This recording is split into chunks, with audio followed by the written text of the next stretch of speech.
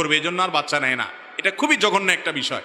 মনে রাখবেন, পশ্চিমা দুনিয়ার মানুষরা আমাদেরকে বুঝাইছে যে ছেলে হোক মেয়ে হোক দুইটা হলে সুখী পরিবার হওয়া যায়, ছোট পরিবার সুখী পরিবার।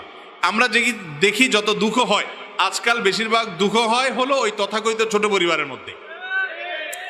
ইয়াহুদিরা এক সময় তারা যখন আমাদেরকে জন্ম নিয়ন্ত্রণের ফজিলত শুনাইতো, তারা পশ্চিমা দেশগুলোর রাস্তা রাস্তায় 5টা 7টা 8টা তাদের বাচ্চার সাথে নিয়ে নিয়ে ঘুরে বেড়াইত।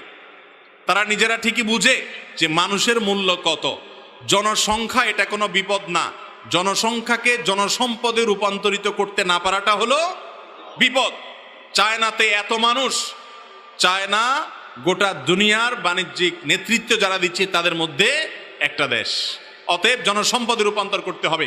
বেশিরভাগ মা বাপ যারা জন্ম নিয়ন্ত্রণ করতে করতে ছেলে হোক মেয়ে হোক একটা বা দুইটা বেশি না হওয়াটাকে মনে